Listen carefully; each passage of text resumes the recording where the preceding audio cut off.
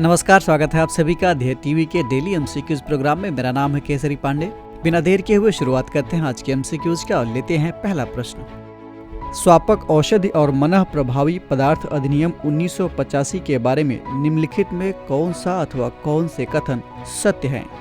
पहला, ये कानून संविधान के अनुच्छेद 45 के उद्देश्यों को पूरा करने के लिए लाया गया है। दूसरा, इसी के तहत नारकोटिक्स कंट्रोल ब्यूरो का गठन किया गया है। आपके ऑप्शंस हैं ए केवल एक, बी केवल दो, सी एक और दो दोनों, अथवा डी इनमें से कोई नहीं, यानी ना तो एक ना ही दो। इस प्रश्न का सही उत्तर है विकल्प बी, यानी केवल कथन दो सत्य है। इसकी व्याख्या देख लेते हैं। भारतीय संविधान के अनुच्छेद 47 में स्वास्थ्य के लिए नुकसानदायक नशीली दवाओं, मदिरा, ड्रग के औषधीय उपयोग से इतर उपयोग पर प्रतिबंध की बात कही गई है। इसी के आधार पर संसद ने ड्रग्स पर लगाम लगाने के मकसद से स्वापक औषधि और मनः प्रभावी पदार्थ अधिनियम 1985 नाम का एक कानून बनाया है। इसी कानून के तहत नारकोटिक्स कंट्रोल ब्यूरो नाम का एक संगठन भी बनाया गया है। इसका मकसद मादक पदार्थों की स्मगलिंग या उसके गैर कानूनी उपयोग पर रोक लगाना है। इसी कानून की धारा 71 के तहत सरकार को नशीली दवा के आदी लोगों की पहचान, इलाज और पुनर्वास केंद्र की स्थापना करने का अधिकार प्राप्त है। दरअसल बीजेपी नेत्री और टिकटॉक स्टार सोनाली फोगाट की मौत के बाद से ड्रग का मुद्दा एक बार फिर से चर्चा में है। बढ़ते हैं दूसरे प्रश्न की ओर। मेजर ध्यानचंद खेल रत्न पुरस्कार, जिसे पहले राजीव गांधी खेल रत्न पुरस्कार के नाम से जाना जाता था, इससे सम्मानित होने वाले सबसे पहले खिलाड़ी कौन थे? आपके ऑप्शंस है ए कपिल देव, बी मेजर ध्यानचंद, सी विश्वनाथन आनंद, अथवा डी सचिन तेंदुलकर। इस प्रश्न का सही उत्तर है विकल्प सी, यानी इस पुरस्कार से सबसे पहले विश्वनाथन आनंद नवाजे गए थे। इसकी व्याख्या देख लेते हैं। बीते 29 अगस्त को हॉकी के जादूगर कहे जाने वाले मेजर ध्यानचंद जी की 117वीं जयंती मनाई गई। इनकी जयंती को राष्ट्रीय खेल दिवस के रूप में भी मनाया जाता है। हॉकी के जादूगर कहे जाने वाले मेजर ध्यानचंद की शानदार खेल की बदौलत भारतीय पुरुष हॉकी टीम ने 1928, 1932 और 1936 के ओलंपिक में 3 स्वर्ण जीते थे। गौरतलब है कि पिछले साल केंद्र सरकार ने राजीव गांधी खेल रत्न पुरस्कार का नाम बदलकर मेजर ध्यानचंद के नाम पर रख दिया था। राजीव गांधी खेल रत्न पुरस्कार, जो कि अब मेजर ध्यानचंद खेल रत्न पुरस्कार बन चुका है, भारत का खेल जगत में दिया जाने वाला सर्वोच्च सम्मान है। ये सम्मान 1991-92 में शुरू किया गया था और इसमें पिछले 4 वर्षों की अवधि में खिलाड़ी द्वारा खेल के क्षेत्र में शानदार और उत्कृष्ट प्रदर्शन के लिए पुरस्कृत किया जाता है। इसमें एक पदक, सम्मान सहित एक प्रमाण पत्र और नकद इनाम मिलता है। इस पुरस्कार से सम्मानित होने वाले सबसे पहले खिलाड़ी विश्वनाथन आनंद थे। बढ़ते हैं तीसरे प्रश्न की ओर। निम्नलिखित में से किस वर्ष को संयुक्त राष्ट्र संघ द्वारा अंतर्राष्ट्रीय मोटा अनाज वर्ष घोषित किया गया है?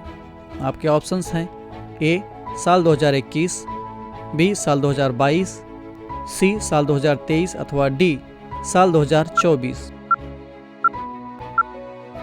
इस प्रश्न का सही उत्तर है विकल्प सी, यानी साल 2023 को अंतर्राष्ट्रीय मोटा अनाज वर्ष के रूप में घोषित किया गया है। इसकी व्याख्या देख लेते हैं।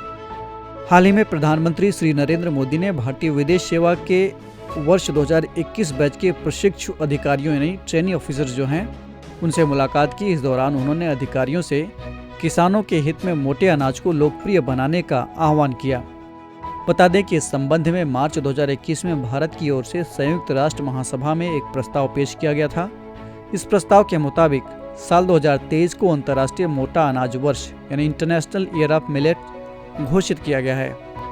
इसका उद्देश्य बदलती जलवायु परिस्थितियों में मोटे अनाज के पोषण और स्वास्थ्य लाभ और इसकी खेती के लिए उपयुक्तता के बारे में जागरूकता बढ़ाना है।